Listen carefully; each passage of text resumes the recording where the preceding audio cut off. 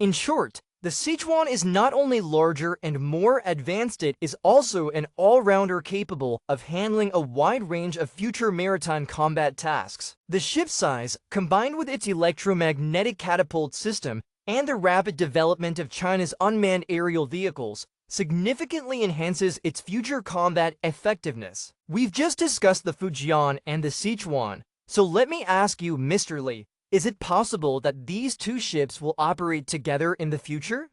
And if they do, how might they coordinate their roles? The two ships share certain similarities, but also have distinct differences, and it is precisely these characteristics that allow them to complement each other and form a more powerful, agile, and effective assault force. For example, amphibious assault ships possess strong land attack and landing capabilities, which aircraft carriers do not. When operating within the same formation, they can carry out missions that a carrier strike group alone would not be able to accomplish. For instance, during a land-focused special operation, after the aircraft carrier delivers a concentrated airstrike, the amphibious assault ship can rapidly exploit the effects of that strike, launching a swift attack onshore under its own limited air cover capability, or even conducting a small-scale landing operation. In this way, the force can complete land attack missions quickly, strike decisively, and withdraw efficiently,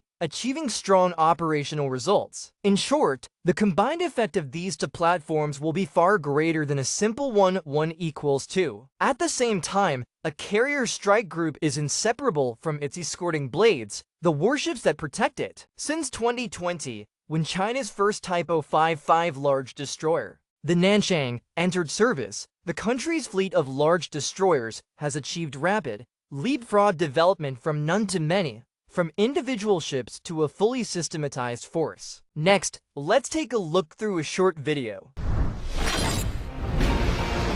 On March 8, 2026, two additional Type 055 destroyers were publicly unveiled: the Dongguan Hull No. 109 and the Anking Hull No. 110. With their debut, the number of Type 055 destroyers in the People's Navy rose to 10, now distributed across all three major fleets.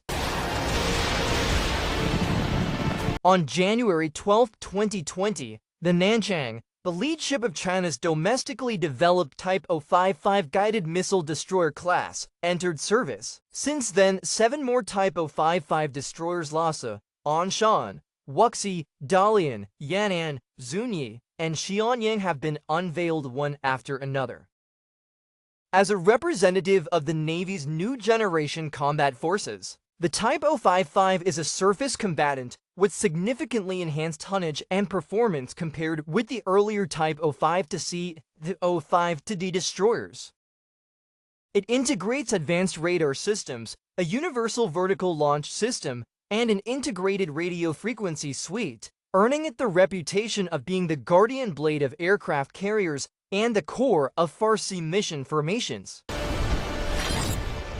Since the Nanchang entered service on January 12, 2020, the People's Navy has fielded 10 10,000-ton destroyers in just 6 years. Mr. Lee, what roles will the two newest Type 055 large destroyers play within the People's Navy's combat system? First, the commissioning of these two ships reflects the continued advancement of this class. Through operational experience, we've seen that as times change, these ships must also be assigned new functions. Their equipment must be upgraded and enhanced to keep pace with technological development, including the addition of new systems such as anti-drone capabilities. These emerging operational requirements can be gradually explored and developed over time. Within the Navy's overall combat system, these ships will play an increasingly significant role. They are not merely escorting blades for carrier formations, they can also assume broader command responsibilities. They can operate independently or as part of a formation,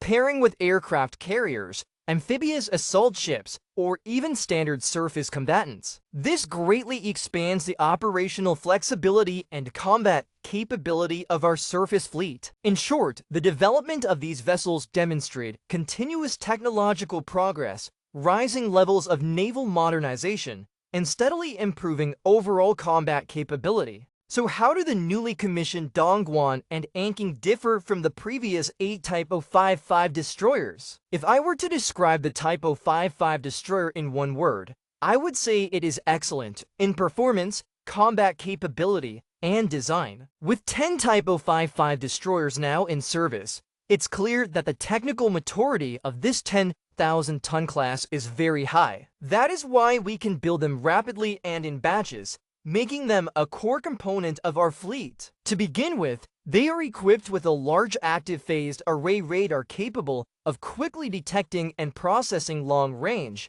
multi-target, and multi-type threats. Whether the threat is airborne or at sea, the radar can detect it at great distances with high accuracy. This allows the ship to guide its air defense and anti-ship weapons to engage targets precisely, and at extended ranges, it can effectively widen the engagement envelope. Therefore, the newly commissioned Type 055 destroyers can integrate even more effectively into the modern maritime combat system. They can serve both as command platforms and as frontline combatants, supporting intelligence sharing as well as data and information exchange. In modern warfare, by combining their command networks and systems with strong offensive and defensive firepower, they become decisive assets within the maritime combat structure. As we've emphasized, the maritime combat system is crucial, and it is indeed a system. We've discussed aircraft carriers, amphibious assault ships, and large destroyers. As the People's Navy advances toward blue water operations, its carrier formations increasingly rely on versatile, well-balanced ocean-going warships. In recent years, the Type 054B missile frigate family has drawn significant public attention. Let's learn more through a short video. On January 22, 2025, the Luo, the lead ship of the Type 054B missile frigate class, was delivered to a naval port in Qingdao, Shandong Province. The second ship, Qinzhou, entered service in March 2025. Because of the 54 in its designation, the Type 054B is affectionately known as the new youth of the fleet. As a new generation frigate independently developed and built by China, the Type 054B has a displacement of about 5,000 tons and features a stealthy design, an integrated mast, and an advanced multi-function vertical launch system capable of firing multiple types of missiles. It is primarily responsible for air defense, anti-submarine, and anti-ship missions within a formation. With wide area detection capability, strong information processing performance, and comprehensive combat functions, it can undertake a diverse range of military tasks.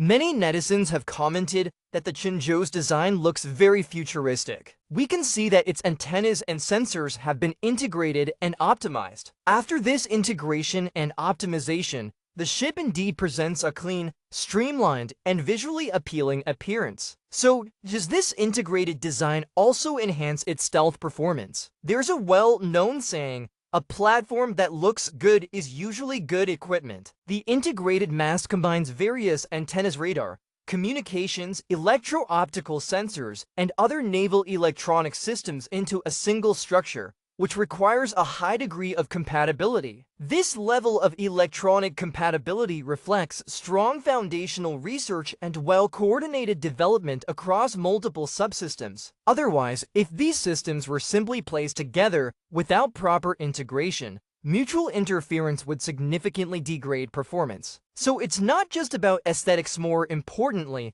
it's about synergy, ensuring that systems complement and enhance one another rather than cancel each other out. From this perspective, a good-looking warship is not only visually appealing, but also reflects major advances in basic theory, foundational science, and high-end naval equipment technology, resulting in stronger and more complete combat capability. As China's independently developed new generation frigate, the Type 054B, thanks to the 54 in its designation, has earned the affectionate nickname, the new youth of the fleet. What upgrades and improvements have been made to the comprehensive combat capabilities of the two new youths? We now know the Luo and the Qinzhou.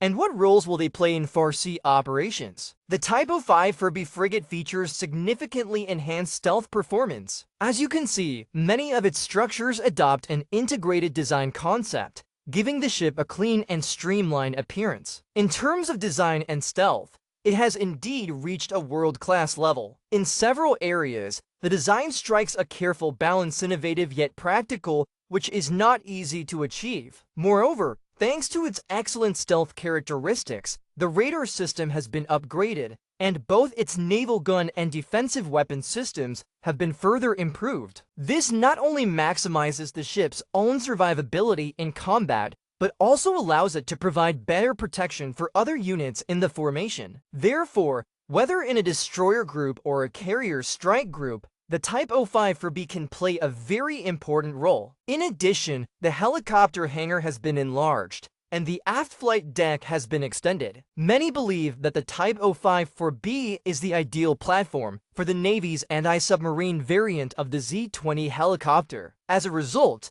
the Type 05 Furby is expected to achieve a major leap in anti-submarine warfare capability. This is one of the most critical combat capabilities for formation-level operations.